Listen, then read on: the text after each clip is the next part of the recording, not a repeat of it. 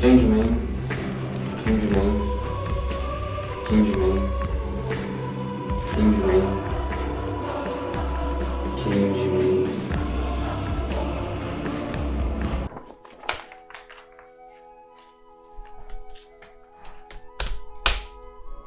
Oswaldo?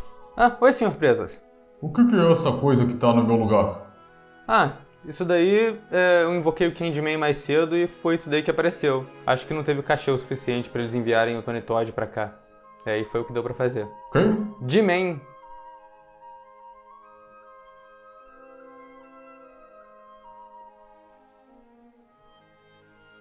Você ficou sem ideia pra fazer sketch, né?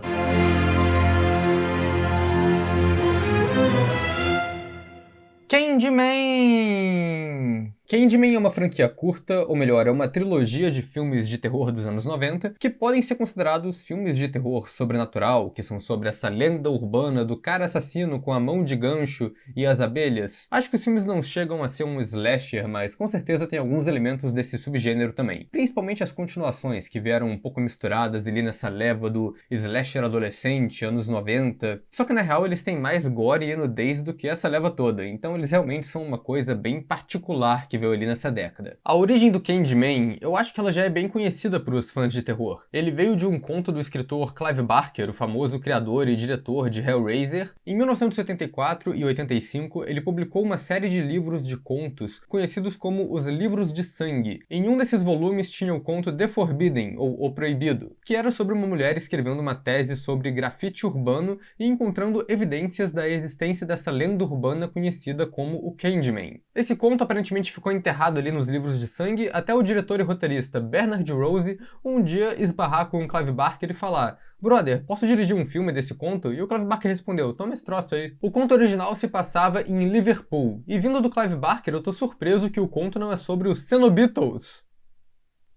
Essa foi uma montagem que com certeza pediu muito mais esforço do que necessário para essa piada ruim. Enfim, o conto original falava um pouco sobre o sistema de classes sociais da Inglaterra, mas o Bernard Rose decidiu ressignificar essa história, realocou a trama para ela se passar em Chicago, fez muitas mudanças boas nela, e não só virou uma história sobre desigualdade em bairros marginalizados e também sobre racismo, como também é um terror sobrenatural muito efetivo e criou um ícone do terror, o Daniel Hobtail, o Candyman, que se não for o único assassino negro de filme slasher, ele com certeza é um dos mais famosos. O primeiro Candyman então foi lançado em 92, foi um sucesso e isso abriu as portas para umas continuações. Não tantas quanto você espera, mas tiveram duas, ainda nos anos 90, e depois do filme 3 a franquia deu uma parada. Várias sequências de Candyman depois da trilogia foram idealizadas em algum momento, mas nenhuma delas chegou a sair do papel. Nos anos 90 mesmo, o Bernard Rose queria fazer um Candyman 2, estrelando o Tony Todd e a Virginia Madsen. Ele seria uma prequel, contando a história do Candyman, mas o estúdio ficou com medo de fazer uma história que era um romance de um cara negro com uma mulher branca. Nos anos 2000 tinha os planos de um Candyman 4, que nunca foi pra frente, e depois eles ainda queriam fazer um Candyman vs Hellraiser, que o Clive Barker falou que não recomendava, e tentaram também meter um Candyman vs Leprechaun, mas aí o Tony Todd recusou participar do filme, falando que ele respeitava demais o personagem do Candyman pra fazer uma merda dessas. Coitado do Leprechaun. Eis que 20 anos depois, um novo filme do Candyman aparece. Ele estava programado para sair em 2020, mas foi atrasado por causa da pandemia do coronavírus, e ele está programado para ser lançado ainda esse ano. Mas, antes de assistir o filme novo para ver qual é, eu decidi assistir a trilogia original e falar dela aqui na retrospectiva. Eu chamo de trilogia e não de franquia aqui porque o Candyman parece que não gerou aquela onda de produtos com o nome dele que geralmente vem nessas franquias. Quer dizer, tem o conto original, né, mas isso veio antes, e depois dos filmes não tiveram quadrinhos e nem jogos de videogame, apesar dele aparecer no Terror Drone, um jogo feito por fãs com vários ícones do terror. E na real, o único produto licenciado do Candyman que eu encontrei foi o mais bizarro, ele tem um jogo de tabuleiro. Eu não consigo imaginar bem como isso funciona, mas beleza, existe. Enfim, nesse vídeo eu vou falar dos 3 filmes originais, seus pontos positivos e negativos, como vocês já sabem, em ordem cronológica. Mas antes de fazer isso, vou pedir pra vocês se inscreverem no canal se vocês não forem inscritos ainda, deixem outras recomendações de filmes pra gente falar aqui no canal também. Vou pedir pra vocês virarem membros da Trecheira Violenta. Quando você é membro da Trecheira, você ganha acesso a muito conteúdo exclusivo e também ajuda a gente a decidir alguns filmes que vão ser falados no canal através de enquetes que rolam aí. E também, claro, vou deixar aqui o aviso de spoilers, porque é uma retrospectiva e geralmente tem spoiler nesses vídeos, né? Tem que ter. Então é isso, estejam avisados e vamos nessa! Candyman, dirigido por Bernard Rose. A história do primeiro Candyman é sobre Helen Lyle, uma mulher que está escrevendo uma tese sobre lendas urbanas, o que inclui a lenda do Candyman, um homem com um gancho na mão que aparece para te matar quando você fala o nome dele 5 vezes na frente do espelho. A Helen então descobre que essa lenda do Candyman é muito mais disseminada pelo pessoal que mora em um bairro marginalizado de Chicago, o projeto habitacional do Cabrini Green. Visitando o lugar, ela busca as origens da lenda e desmascara um assassino que estava atuando lá usando o nome do Candyman. Mas quando ela faz isso, quando ela destrói a lenda, que começa a doideira, porque o Candyman é real e ele aparece pra Helen querendo matar ela para restaurar a fé das pessoas na lenda dele. Pontos positivos! A direção do Bernard Rose aqui é muito boa, o filme tem um ritmo legal que facilita essa transição do investigativo pro sobrenatural. E o efeito do sobrenatural aqui é ótimo, a montagem faz umas transições que o áudio de uma cena mistura com a outra, isso dá uma sensação maior de perda de tempo, e essa parte sobrenatural do filme toda tem um efeito hipnótico. O filme mudou a tese da Ellen do conto original, mas ainda assim ele tem muito foco em grafite urbano, que é relevante para a trama. Boa parte das imagens mais marcantes do filme são todos os desenhos na parede que a protagonista encontra e que ajudam a espalhar a lenda do Candyman. E ainda tem todo aquele cenário com um painel que conta a história do Candyman no final, que é um momento bem icônico do filme. A trilha do Philip Glass aqui é clássica, é muito boa e tem várias faixas que passam bem o clima sobrenatural da trama. A faixa principal tem uma melodia tão memorável e tão icônica que foi reutilizada como tema principal também do grande clássico brasileiro Mistério na Colônia, de Felipe Guerra. Tem o Ted Raimi fazendo uma ponta no filme e ele fica vivo. É sempre legal ver o Ted Raimi sendo arroz de filme de terror nos anos 90, ele tá em tudo. Eu gosto bastante desse roteiro dividido em duas partes, com a primeira parte sendo mais investigativa e a segunda parte mais sobrenatural. Tem muito detalhe legal na trama. Eu gosto do modelo do apartamento da protagonista ser igual ao do projeto habitacional e ela conseguir investigar por tabela por causa disso, e do Candyman que ataca ela no lugar. O filme coloca uma explicação natural para todos aqueles lances da lenda urbana antes de te socar com um turbilhão sobrenatural na cara. Eu gosto que o Candyman de verdade demora bastante para aparecer e que a parte sobrenatural da trama é ambígua o suficiente para você poder interpretar como loucura da protagonista ou como uma presença sobrenatural mesmo. O que é bem refletido na frase famosa do fim do filme, o "Foi sempre você, Helen". Foi sempre ela que estava por trás dos assassinatos ou ela é uma reencarnação da amante do Candyman? Não sabemos, pode ser as duas coisas. Toda essa segunda metade do filme parece uma versão filmada das lendas urbanas que os personagens contam na primeira. E eu gosto como o filme aproveita bem o elemento da lenda urbana e da crença das pessoas. Em alguns momentos, o Candyman é tratado quase como uma religião. Quando a Helen conta pra criança lá que o Candyman não é real, a reação dela é de chateação. É tipo quando você vira pra uma criança na rua e fala pra ela que o Papai Noel não existe. Não que eu já tenha feito isso, porque eu não sou um monstro. Mas eu conheço pessoas que fizeram. E isso amarra muito bem com o fim do filme, que a Helen vira a nova lenda urbana para assombrar as pessoas, como o ex-marido mala dela bem descobre. O filme pegou toda essa história do Candyman e conseguiu fazer uma crítica social bem construída. É até meio bizarro como a história encaixou tão bem no ambiente do Cabrini Green, não parece que o conto original era em outro país. Grande parte da crítica do filme é sobre esse bairro marginalizado, sobre como ele foi esquecido pelas autoridades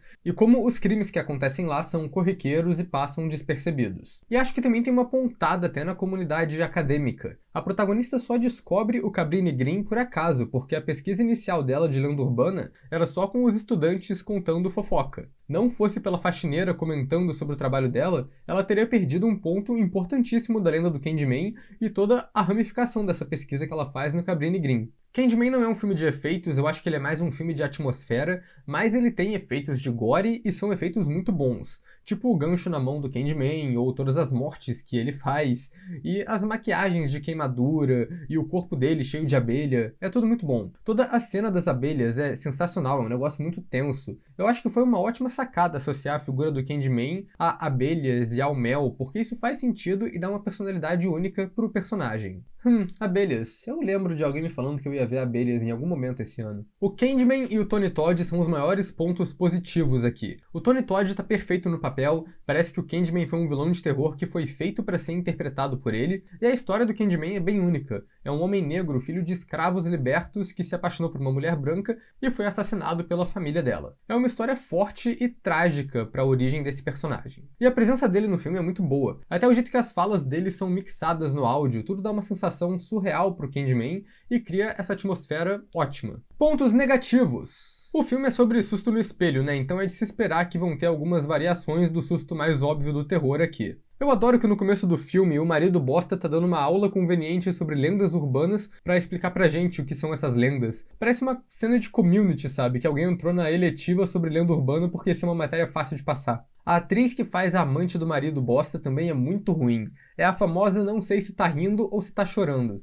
Nessa cena aqui dá pra ver os cabos de aço que estão puxando o Candyman pra fora da janela. De fato, é sobrenatural ou é real o que tá acontecendo? Tem uma ambiguidade ali. Boa parte do filme é o drama do bebê que foi sequestrado pelo Candyman. Eu assisti o filme algumas vezes antes de perceber que do ponto que o bebê desaparece até a Helen pegar o bebê de volta do Candyman no final, se passa mais de um mês na história. O filme mostra o Candyman alimentando o bebê com mel nesse tempo todo, o que eu não sei se é uma alimentação recomendada, mas ok, justifica esse bebê não ter morrido desnutrido. Mas a presença dessa cena então me faz imaginar que o Candyman passou bastante tempo esse mês cuidando da criança. Quando ele vai lá ajudar a Helen a sair do hospital psiquiátrico, provavelmente foi um pedido de ajuda para ela encontrar o bebê logo para ele não precisar mais trocar fralda. Todo o lance do Candyman é que você não pode falar o nome dele 5 vezes na frente do espelho ou ele te mata. Só que o filme faz uma jogada com essas regras. Lá na cena flashback do Ted Raimi, o cara fala Candyman 4 vezes e a mina fala uma vez, mas o Candyman aparece e mata a moça. Então eu devo julgar que o Candyman conta por conjunto.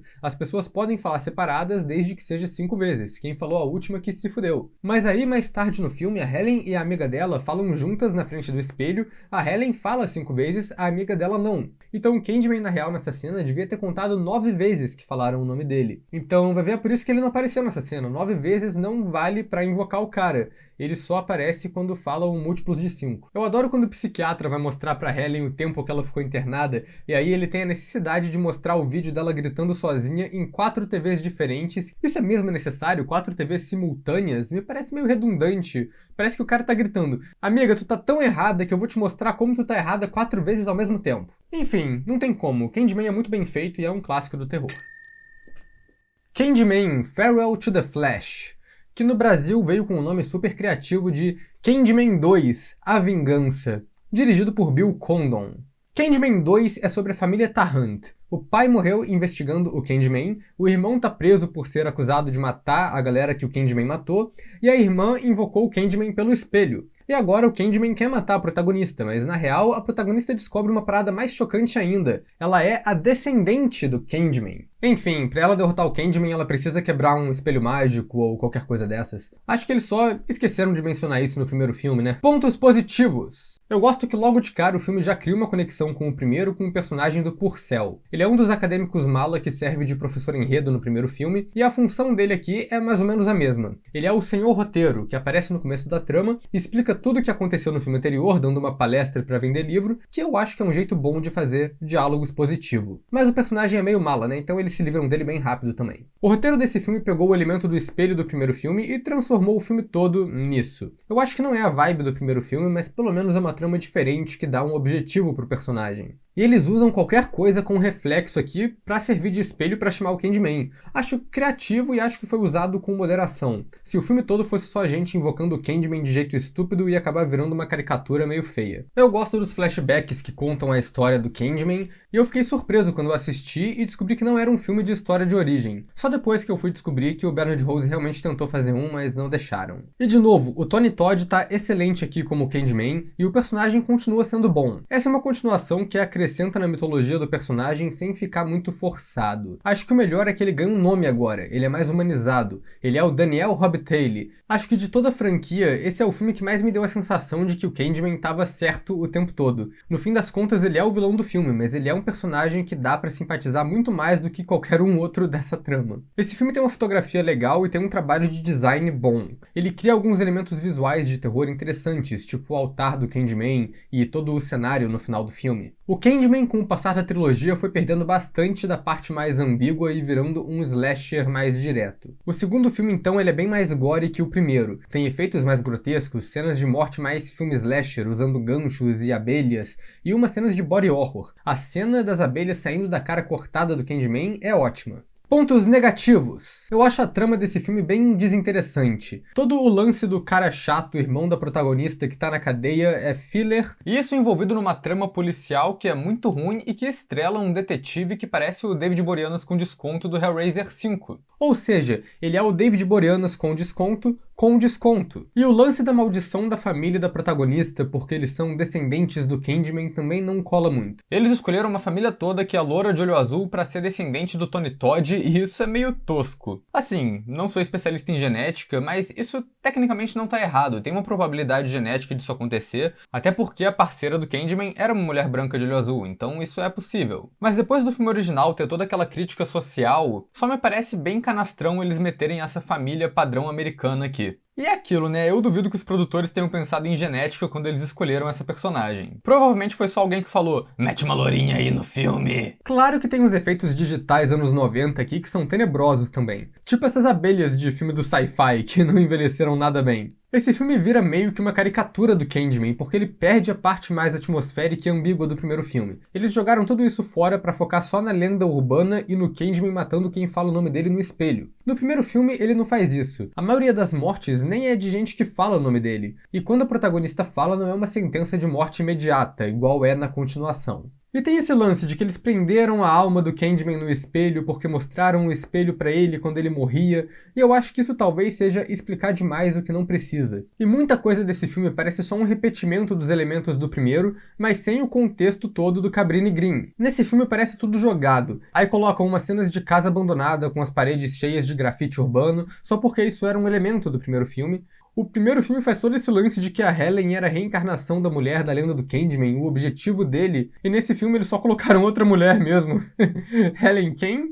O que eu acho mais bizarro é a mudança absurda de cenário. De periferia de Chicago para a festa de Mardi Gras em Nova Orleans é um abismo considerável. Eu acho bizarro porque a história do Candyman era de Chicago. As cinzas dele foram jogadas no lugar que virou Cabrini Green. E aí esse filme vem e fala que a história dele se passou em Nova Orleans e que o Candyman tá enterrado por ali. O que é bem aleatório. O que rolou de verdade? Enterraram ele em Nova Orleans, aí depois desenterraram, cremaram, andaram 1500 km até Chicago para jogar as cinzas lá só pela piada? Eu sei que todo o lance do Candyman é sobre a lenda urbana, e o primeiro filme mesmo disse que lenda urbana não tem local. A história é contada em várias cidades diferentes ao mesmo tempo porque é uma coisa do imaginário popular. Mas a partir do momento que esse filme dá um nome e uma data pro Candyman e estabelece o que aconteceu com ele como um fato histórico e não como lenda, isso tudo cai por terra. Deixa de ser um mistério da origem da lenda e vira só furo de roteiro de continuação picareta. No fim das contas, Candyman 2 não é nem de perto tão bom quanto o primeiro, mas também não é um filme horrível. Ele é aquela clássica continuação que eles só refizeram o primeiro filme, mas sem contexto e sem muita originalidade.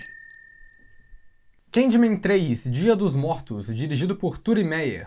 A história de Candyman 3 se passa 25 anos depois do segundo e segue a filha da protagonista do último filme, que ainda é descendente do Daniel Robitaille. O que ela quer provar pro mundo é que o Daniel era no final um artista injustiçado. Ela faz uma exibição de quadros do Robitaille numa galeria de arte em Los Angeles e, claro, ela fala o nome 5 vezes na frente do espelho e invoca o Candyman, que agora tá matando um monte de gente tentando convencer a protagonista a se juntar a ele na vida de assombração ou sei lá o que o Candyman tá fazendo, pra falar a verdade. Pontos positivos! De novo, eles conseguem fazer alguns visuais legais. A casinha da lenda urbana com grafite, a cena da introdução no banheiro todo branco, com a frase clássica da franquia escrita de sangue na parede, isso funciona. E para uma franquia que tem um dos elementos principais, coisa escrita na parede, eles até que demoraram para fazer uma coisa escrita com sangue na parede. Na real, se você parar pra pensar, a franquia do Harry Potter precisou apelar para isso mais rápido. Candyman foi fazer isso só no terceiro, então olha só. Eu gosto que esse filme pega outro aspecto meio esquecido dos outros dois filmes, que é o Daniel Robitaille ser um artista renomado antes dele ser assassinado. Acho que faz sentido eles trazerem isso de volta e fazer uma trama que mais ou menos foca nas pinturas do Robitaille. E aí tem essa dinâmica da protagonista, que respeita a história trágica do Candyman e quer mostrar ele como artista, e o amigo dela tá fazendo a exposição tentando vender pelo sensacionalismo do Candyman. Eu acho isso bem feito. Eu gosto que esse filme coloca dois personagens que são os policiais racistas que são os antagonistas na trama junto com o Candyman. No começo eles parecem meio deslocados, mas eu gosto do final, que o policial mais babaca é incriminado por todos os assassinatos que o Candyman cometeu antes de morrer. Desse jeito, a lenda do Candyman tem uma explicação racional, um assassino real ali, e o Candyman perde as forças dele. E esse filme tem o melhor personagem das duas continuações, que é o Jamal, o policial sem paciência mais foda do mundo. Ele teve 3 falas e umas 3 cenas, mas toda vez que ele aparece é pra dar um fora ou um socão nos babaca. Ele é ótimo. Pontos negativos. Se o filme 2 foi em 95 e se passaram 25 anos, isso significa que Candyman 3 se passa em 2020.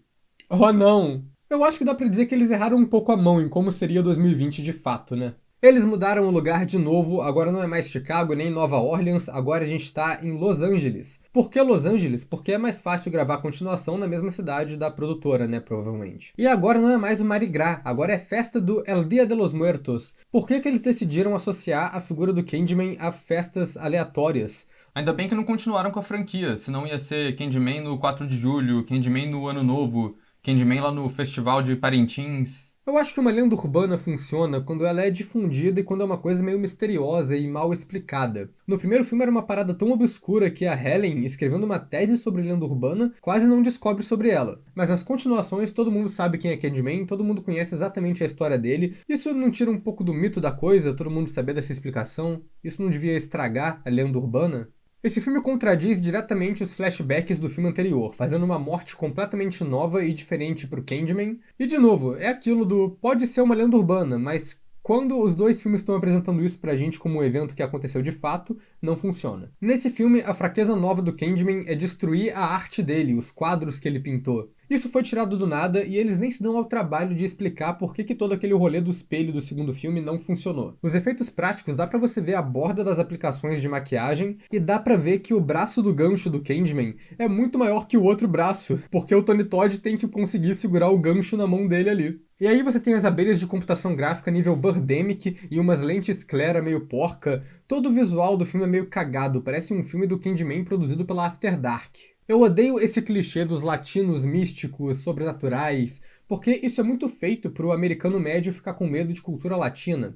Eu não sei nem como eles conseguiram transformar Candyman em um filme sobre medo latino, mas eu sei que já deu desse tipo de filme. Não bastasse isso, toda essa subtrama que rola aqui sobre a curandeira que a protagonista vai visitar é um saco de chata. A coisa mais bizarra desse filme é que dá muito a entender que o Daniel Robitaille tá tentando transar com a tataraneta dele. Isso é muito obra de gente que viu o primeiro filme e não entendeu. Eles só quiseram replicar a relação do Candyman com a Helen, só que com uma personagem nova. A diferença é que a Helen era a reencarnação da amante do Candyman. A protagonista aqui é literalmente prole dele. Então o Candyman fica só sendo um pervertido sexual muito esquisito nesse filme. Todos os atores desse filme são muito ruins aqui, salvo o Tony Todd, que tá tentando levar o Candyman a sério ainda no meio dessa zona. A protagonista é péssima, os amigos dela são péssimos, não tem um que salva. Esse filme todo é tão zoneado, parece que ele foi feito só porque o diretor queria gravar uma mina passando mel nas tetas dela. Porque é claro que isso acontece. Ah, eu não posso me esquecer da melhor parte do filme, que no ato final a protagonista é sequestrada por um culto de roqueiros góticos que louvam o Candyman